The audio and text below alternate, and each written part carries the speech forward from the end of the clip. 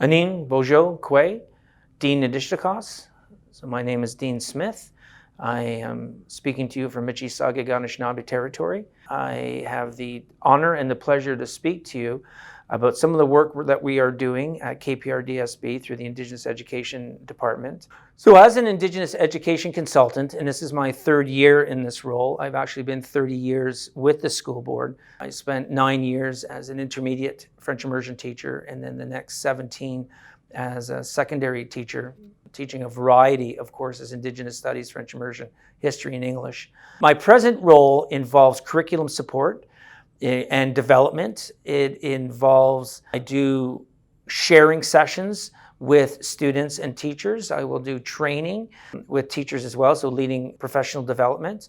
And I also have a mentoring role with students that is very important as well. So a lot of different hats, but this is my life's work that I am doing. I'm very passionate about it.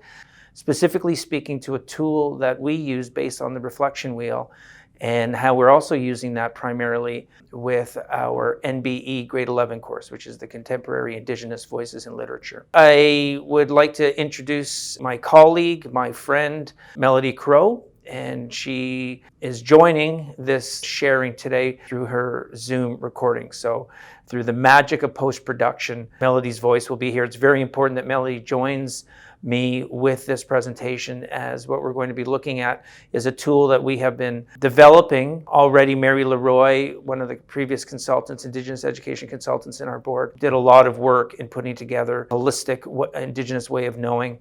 And Melody and I have been working together for about 14 years in how to develop this tool to be used in the classroom. And this is some of the things we're going to speak to today. So Melody, as an elder from Alderville First Nation, she is also a member of the Indigenous Education Department as our First Nations Education Liaison.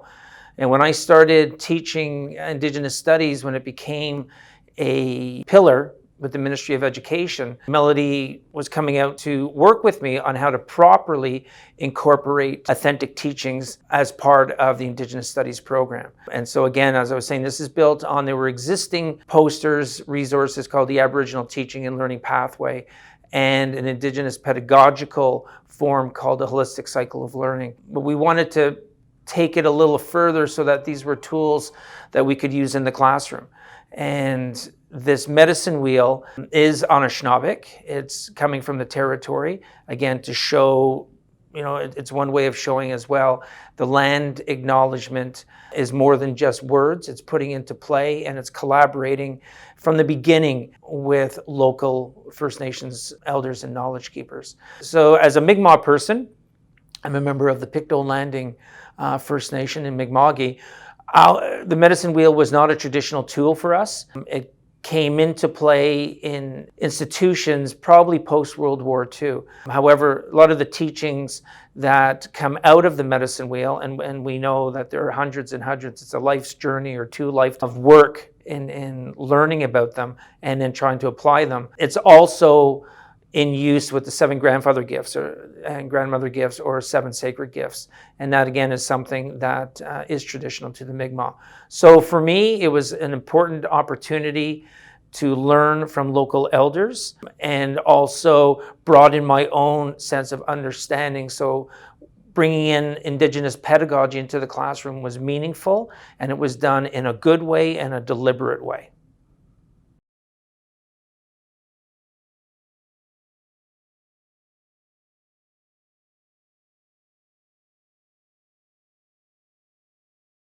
So I mentioned earlier that we had started the grade 11 NBE course at Kawartha Pine Ridge District, and this is the Contemporary Indigenous Voices in Literature course. This course offered to all our grade 11 English courses, so all the streams, came out of the Truth and Reconciliation calls to action, particularly number 62, and also Commissioner Marie Sinclair's call to action. Education got us into this mess, education can get us out. And in our Indigenous Education Advisory Committee, there was a discussion about how do we start bringing these voices, how do we look at making age-appropriate curriculum on residential schools and treaties and historical and contemporary contributions to Canada, as the call to action number 62 speaks.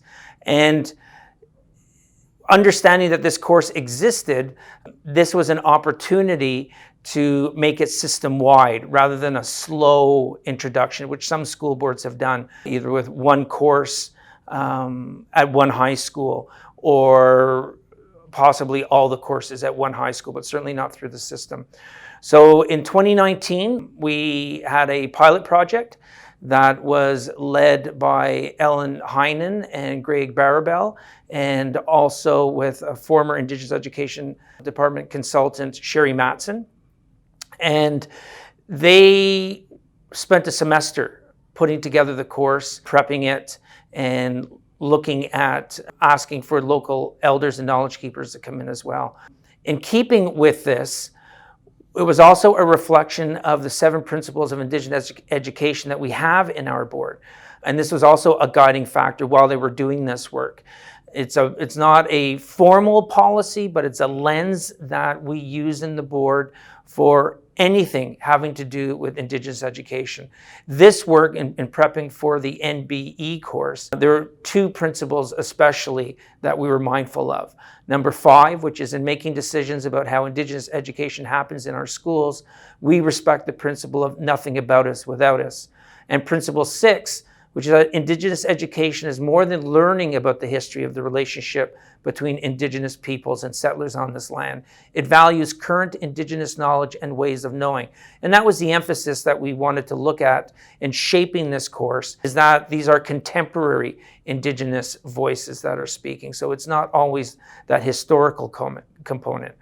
So in getting ready to launch this course, we had 3 two-day sessions across our board. Prior to that, all the secondary principals unanimously voted to move forward with this program, which was very exciting. And the 3 sets of planning were based on 2 days. And the first day was Nogo Juwanong Friendship Center, and they did competency training, focusing on a blanket exercise for the first day. And then the second day, we brought together all of the working team members. So Ellen, Greg, and Sherry came to help make the presentations. The team led by Karen Cummings, who was our teaching and learning English consultant. Karen's work was amazing in consolidating the work that Ellen and Greg had done already. PD was also led by Melody Crow, Marjolaine Lapointe, who presently and then was a 0.5 Indigenous education consultant, and she's also our equity and diversity person, and myself. And so we did the second day of training, and there were also an additional 2 weeks of writing with a different team into July of 2019. And that was all to prepare for the launch in September of 2019.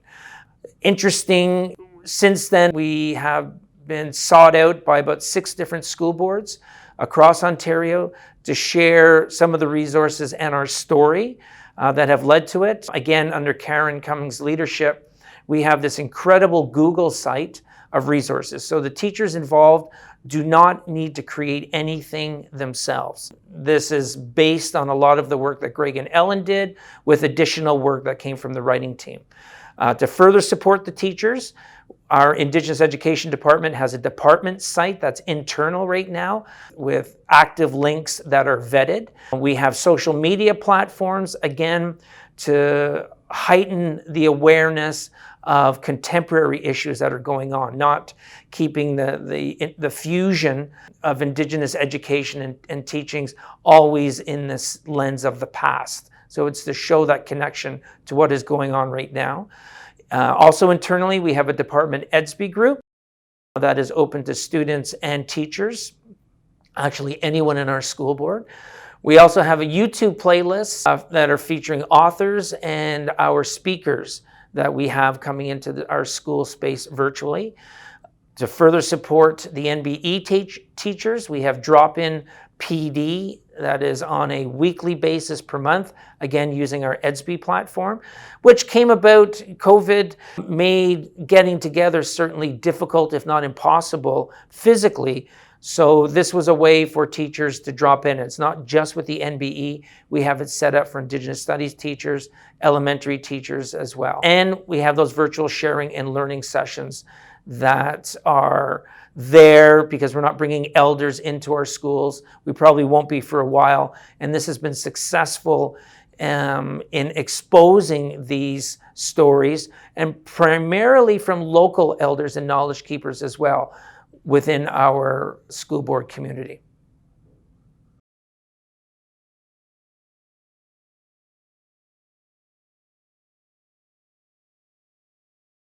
Melody Crow, who is our First Nations Indigenous Education Liaison, she is also an elder from Alderville First Nation. Melody has been doing this work for 20 years, and I have grown as an educator because of the work that Melody has done with me.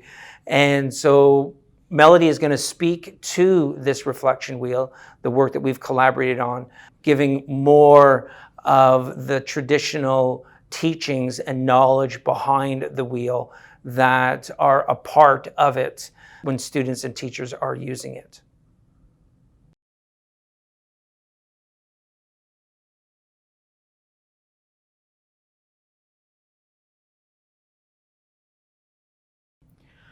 So integrating Indigenous education into the system it's a form of decolonizing. And one of the inspirations in our work is Marie Baptiste. Her book, Decolonizing Education, Nourishing the Learning Spirit. There's a great, what I believe is an inspiring quote, where she says, "For educators, Aboriginal or not, it is not enough to rebel against injustices unless we also rebel against our lack of imagination and caring." And this is important to remember as a touchstone because this work is confronting a colonized system.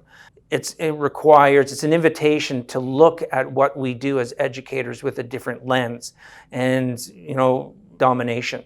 And this is a sensibility that all of us need to consider in what we're doing, what resources we're using.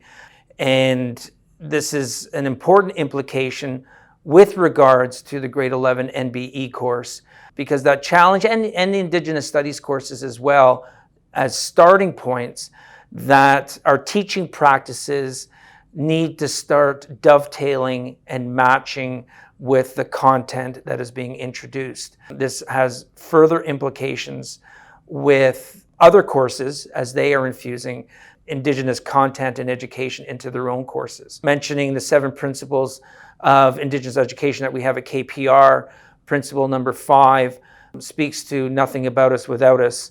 And principle number 6 is not, to paraphrase, it's not about that focus just on the historical component, but also contemporary issues and showing that connection.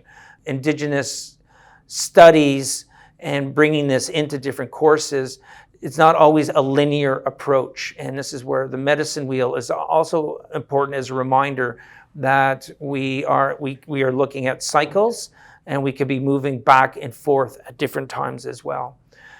Other opportunities for decolonizing in the classrooms and bringing Indigenous education is that infusion of the 7 grandfather and grandmother gifts, which can help to create a class culture that is inclusive.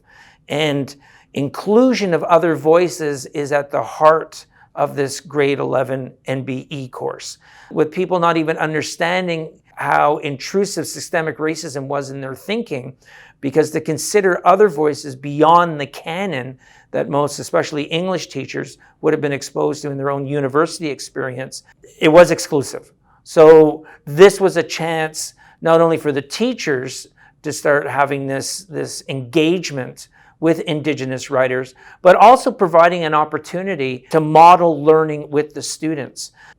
The 7 gifts are a part of everything that we are doing. And rather than talking about it because it's a poster, how do we show humility? How are we honest with our students? Well, you start right off the beginning where this might be the first time that a teacher is reading this book. And so they are having to bring an open heart and an open mind to it as well, which I think is far more impactful and meaningful than just talking about the gifts. And it brings in new layers of richness with the voices that they are sharing in the room for the first time. The reflection wheel that we have used as a tool that will be part of the lesson plan as well, that I'll be speaking to. This invites many aspects of Indigenous pedagogy that Dr. Pamela Toulouse refers to. There's connections to culture without teaching culture. Again, we're very specific that ceremony is not practiced in the classroom unless it's coming from an elder, unless it is coming from a knowledge keeper. Our teachers that are new to Indigenous education, they are not expected to lead any of that. Differentiated instruction and assessment, that's key with the wheel. This is also a key part of Indigenous pedagogy. Connections to real life and experiences. Those, our experiences inform who we are, how we look at the world, how we learn. And this wheel allows for that. It looks at that balance, which I will be going into more detail, but with new information, how we process it emotionally and its relevancy. Then we bring our brain in to critical thinking and analysis of it. And then even more importantly, moving into the north, it's how does it change our attitudes? How does it change our thinking? And then how does it change our behavior, which is an important part of education that often gets overlooked in the Western system. The goal is to be able to write a certain type of essay or pass a test or a quiz, and we're missing the opportunity to talk about how it can inform us as human beings. And so, this NBE course, when this approach is used in Indigenous studies, and as teachers from K to 12 start trying it in different courses, they realize that this is a lens that requires, or that is parallel with a human rights education. And there's nothing wrong with that. It's new, but from an Indigenous pedagogical standpoint, there's balance in it. So it's, how do we as individuals react to this information? And we're using that lens to how can we support our community and by extension, the world around us.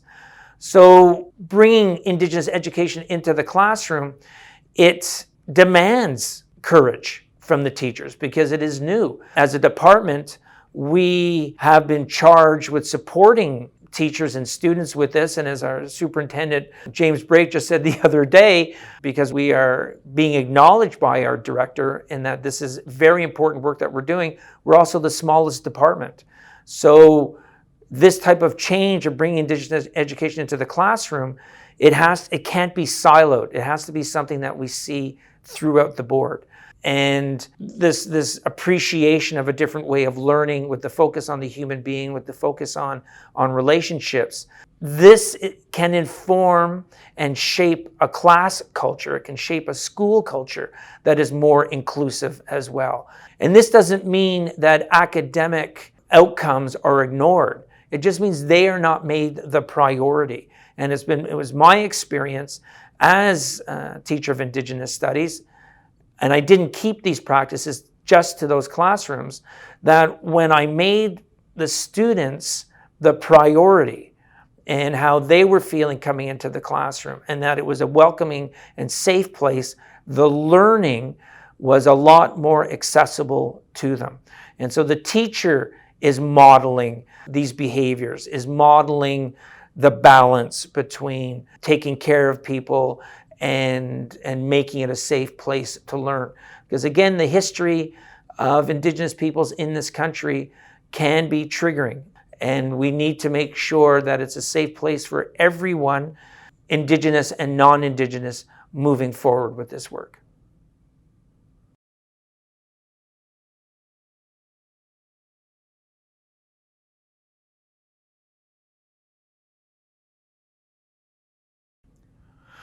So relationship building with Indigenous communities and is a huge part of bringing Indigenous content into the classroom. When I came into this position, this is my third year as Indigenous education consultant, there were already very trusting and rich relationships with knowledge keepers and elders from the 3 First Nations that our board has education agreements with: Curve Lake First Nation, Hiawatha First Nation, and also Alderville First Nation, and with the urban Indigenous population as well through the Nogojuwanong Friendship Center. So a key component of the work that we do, and we talk about it explicitly, is that we are always engaging in relationships, and we need to protect these relationships because they're gifts. And again, this is making Indigenous ways of knowing and teaching part of what we do, and explaining to anyone else that we work with how, when we engage into these relationships, there are protocols, and the sacred gifts that we speak to talk about our behavior. So we are honest, we are respectful, we are humble. And again, as teachers have to model for their students that it's not just the students in the classrooms that can benefit from this learning, that everyone needs to be listening. And also the power with stories being told is listening to them again. For those of us that love stories or books, we know when we read a story 10, 15 years after we did the first time, we're a different person. So the story resonates with us differently. This is, again, an important part of Indigenous pedagogy, is the storytelling. And the inclusion of Indigenous perspectives can help to foster engagement in the learning by making the stories relevant to what is going on in someone's life. And that is part of that emotional component with the medicine wheel teaching, certainly in the South. I often will speak to students that I don't need them taking notes when I'm speaking. All I really ask for is an open heart and an open mind. And it's a teaching that I received that whatever is important, if we can bring our attention to listening in that session, whatever was meant for us to walk away with, whatever was relevant for us, that's what will stay with us. If we're taking notes all the time, that's cutting out some of our listening. And we think that everything is important, which again, from a critical thinking piece, there's pre-learning involved with someone coming in to speak, and they're listening for those, and a lot of the time they may have questions that they have come up with. So again, student-led inquiry is a very important component of having our visitors coming in and sharing. And again, speaking just with the Indigenous perspectives, it doesn't mean that non-Indigenous students can't find anything of value. In fact, this is that change with decolonizing, is that students can start recognizing that these voices come from people with different backgrounds and different cultures, and they're still valued. So a lot of what I'm speaking to, there has been work done on this in publications. Clinton Beckford, Rushel Nadi have collaborated as well, and their work is in the Ontario Ministry of Education Scope and Sequence of Expectations. And that scope and sequence document tears apart in small pieces how you can infuse that Indigenous content, but it's just a starting point. The direction isn't always specific, and that is important as well, because the teachers need to do their work in learning how they are going to weave the Indigenous content. And if it's just handed to them, then they're not taking the time to understand context as well themselves. This is what I find so valuable with the NCCIE resources, is beginning with the nation, beginning with the cultural acknowledgement, the geography of where these lessons are coming from. That gives important context. It also recognizes the plurality of Indigenous people across Turtle Island. And these are all authentic Indigenous voices as well that are part of these lessons and units, which is, laterally important with the Nothing About Us Without Us principle that we have, and like having, that Indigenous voice in your space as a guest. So this approach in bringing Indigenous content into the classrooms is really important. By extension, so with the resources that I had mentioned earlier, specific to our grade 11 course, we have found that teachers are asking for more authentic Indigenous literature from kindergarten to grade 12. So out of our department, we have another initiative that's going to be a lending library, which is going to build on these requests. And the notion of having Indigenous authors won't be such a novelty and possibly even a threatening idea, because the newness will be gone as teachers start bringing in these authors into their classrooms. And our lending library is going to be structured in different categories. It'll be built on literature circles, and we will have Indigenous language as part of it. We will have French language as part of it as well. So this is another component of bringing that Indigenous content in. And we will have lesson plans built in collaboration with knowledge keepers and elders as well, right from the beginning. So it's not like we're going to be building these lesson plans and showing it to an elder afterwards. They will be a part of it right from the beginning as well.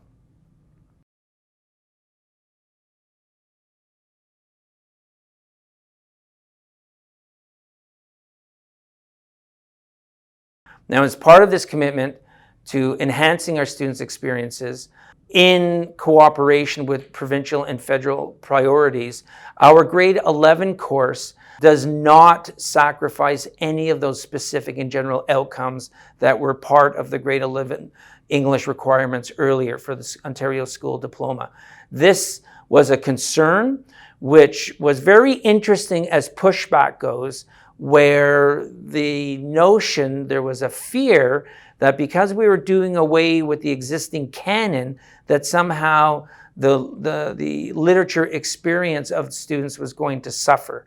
That has been certainly quelled, and it is absolutely amazing how through personal reflection and writing, students are expressing the meaningfulness that they are taking away from the literature.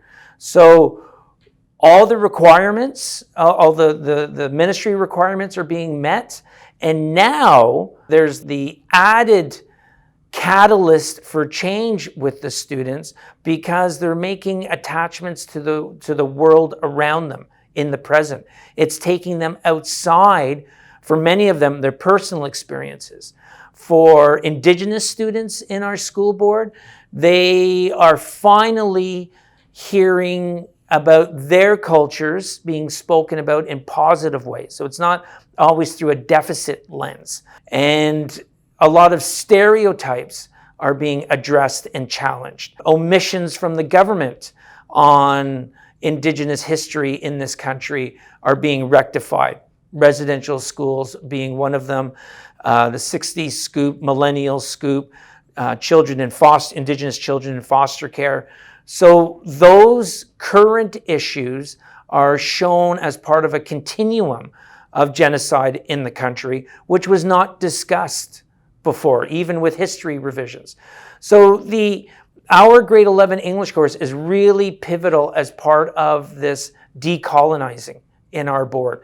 And the medicine wheel reflection tool is key to that. When you do have a chance to take a look at the presentation of the lesson plan itself, you can develop your own knowledge base of Indigenous content as you are using it. And that was certainly my experience.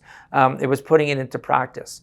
David Alexander Robertson, who is a featured writer throughout our grade 11 course and also will be in the lending library, his quote is again one of our guiding principles, where he said there's a value in integrating Indigenous literature into the curriculum at all levels. So he's not saying let's replace all literature, but let's have a balanced curriculum that includes Indigenous voices in all grades. It's worth noting that Mr. Robertson has at least one parent, if not two, that are teachers. So he has firsthand knowledge of this career path and the demands of being a teacher. He goes on to say that a school board reaches a number of future leaders, children, and can expose them to literature that teaches about Indigenous peoples and history and values. Schools really need to take that seriously. We all have our roles, and in the end, what we need to be doing is listening to stories, sharing our stories, and seeing each other in stories. And again, coming back to what David had said about future leaders, it doesn't have to be leaders in this sense of leading a political party or being in charge of a group. It can be leaders in confronting racism. We can be leaders in working towards inclusion.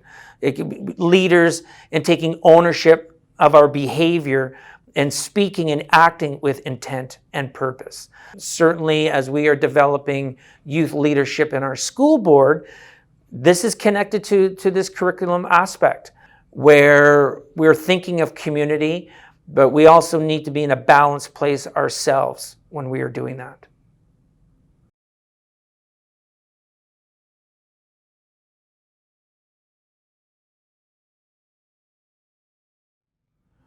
So a brief overview of the lesson plan using this medicine wheel as a reflection tool. You are going to notice that there are similarities and some small differences from Dr. Nicole Bell's and Dr. Pamela Toulouse's use of the medicine wheel.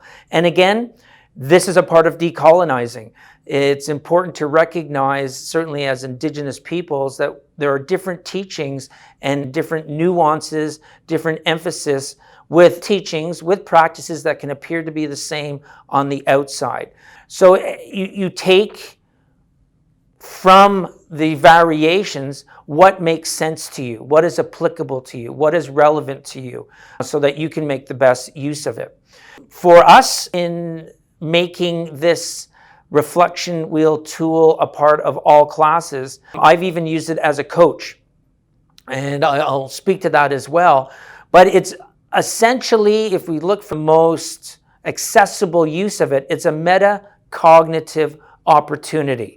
So it encourages self-reflection, but in a guided way.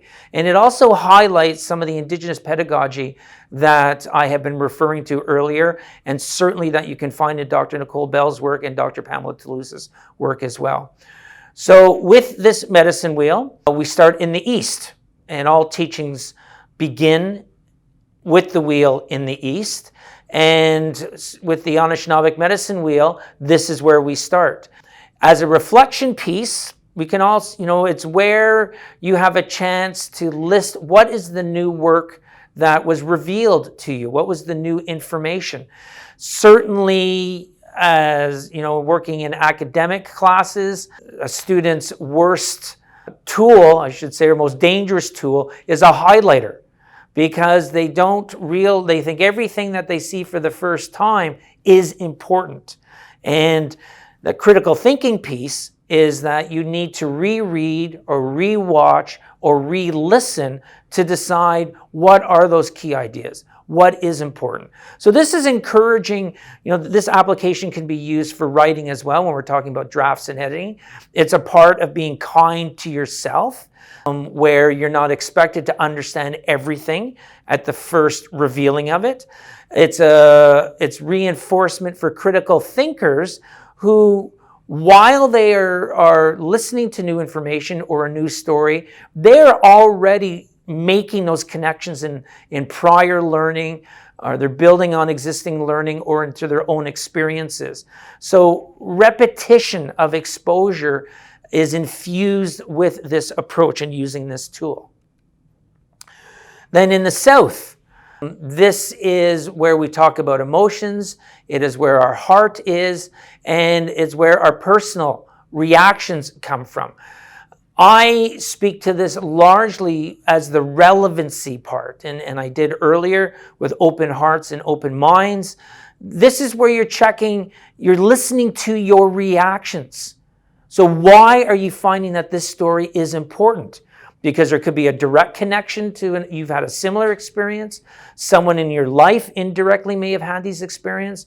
You recognize, just as someone who wants to be a good human being, that you need to care about the land, that you need to care about all our relations. So two-legged, four-legged, winged, gilled, all of that.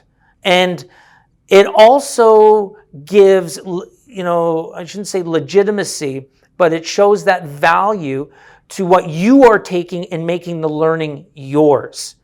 That if it's relevant, you should have a personal reaction. If you're not having a personal reaction, well, then the material you're looking at either hasn't been introduced as why it's relevant to you, or you don't see the relevancy. And as educators, this, I think, should be driving what we do in the classroom all the time. I've certainly not only used this in the classroom, but as a coach.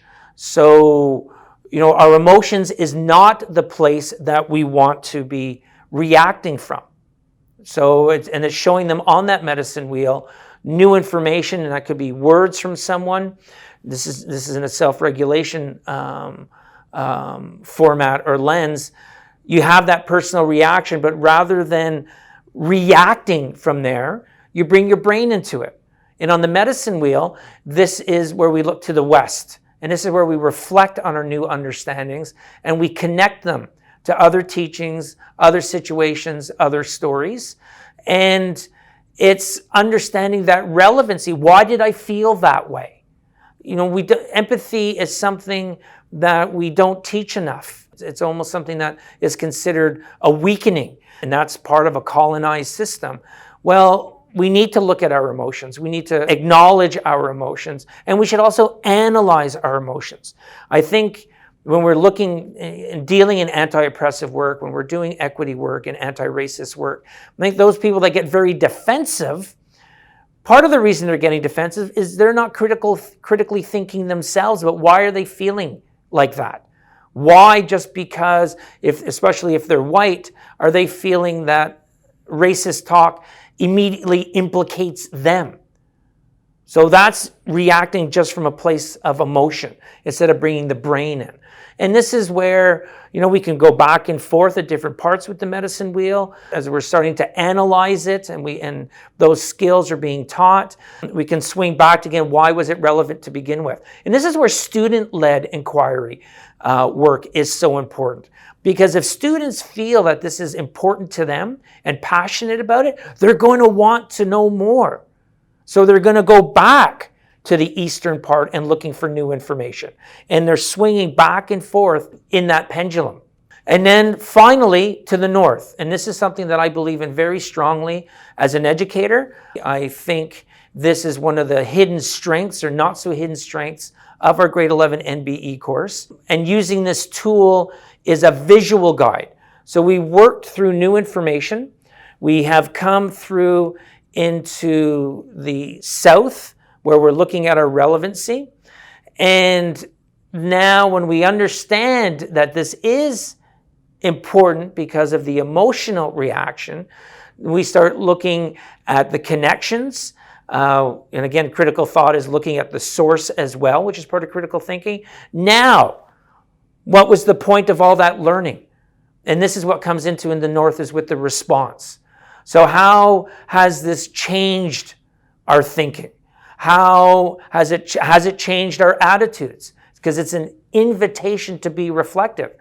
And if someone realizes that, to use some of the language and reference points I've used before, to be a better human being means I need to change certain behaviors of the way I look at it, here's that opportunity.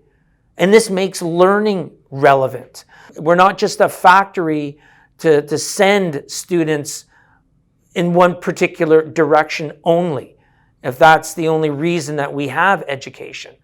It's ultimately, I would hope, and this is part of that Indigenous pedagogy, to make someone a better human being through their own work so that they can be a better member of a community. And again, tying this back to the land, tying this back to protecting people.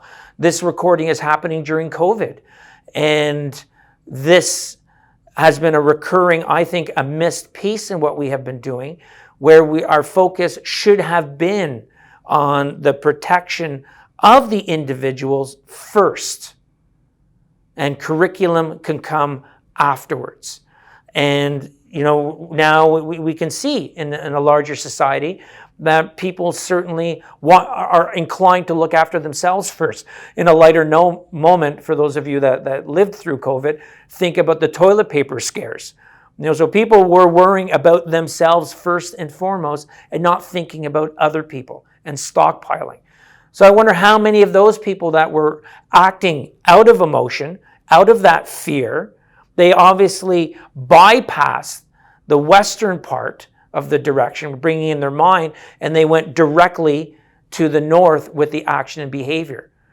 So what we're doing in bringing this wheel as a tool, it's not just for engaged listening. It's not just for active watching. It, again, is how does it inform you to be a better person? It's a tool. I use this personally all the time. The work that I do is emotionally draining. I encounter racism daily, and this, coming back to these these teachings and with the medicine wheel direction, it stops me from reacting from an emotional place. And I think, again, as teachers and students get used to this, it will help with being triggered. Doesn't mean that there can't be a display of emotion, because crying is very important and it is healthy when it's done in a safe place. But more towards anger is important. And again, as a coach, I have used this methodology so that young athletes are not, I would call them puppets. They're not drawn into behavior that they don't own. And I work with students regularly using this model as well for self-regulation. So there are many, many applications with this reflection wheel, from kindergarten to grade 12, and more importantly, beyond that.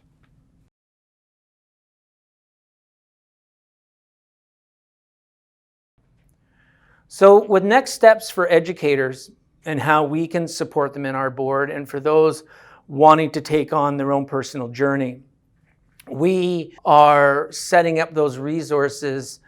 So also with a view that, and I keep talking about educators, but I mean anyone that's working within KPR, and even our larger KPR community, that they are less dependent on us as consultants all the time. So certainly in the beginning when they have questions, we are there to support, but we're trying to build useful and organic resources within our board that, again, with a view that, with that view to next generations, and that we don't want to have, with the loss of an individual here and there, that suddenly this type of learning disappears. So in Kawartha Pine Ridge, I guess 2018, the 7 principles of Indigenous education in KPR were developed. We have that throughout all of our online resources, and that information's gone out to teachers in schools, and we reference it all the time as a reminder. It also is important for our larger KPR community to see, especially our elders and knowledge keepers, that protocols are very important, and that we're sharing this, and the culture of inviting voices means that there are other steps. So pre-learning is important, and we're also moving away from event-based. Again, one of the challenges is, I often say as a consultant, I'm not a salesperson, I'm a resource person. And so my style of work and the work that we do in our department is invitational. And so an invitation for our educators, again, anyone in our board, to start using our posted resources, to start adopting a practice of inclusiveness using a human right lens. This is an important piece in moving forward and including not only Indigenous education, but other marginalized voices. And that reflection wheel, again, is kind of that embodiment of a tool that's flexible, it's malleable to a large degree, but ultimately the end goal is how can education inspire students to be agents of change or better human beings. And again, it is a great tool for self-evaluation, in practicing collaboration, in individual assessment and student-led inquiry, because this tool also infuses humility, honesty, respect, truth, and kindness, self-kindness, recognizing that learning involves mistakes and we're not expected to know everything. And this, I think, is an important piece that teachers can certainly be modeling in the daily practice in their classroom and, to a larger extent, their school cultures.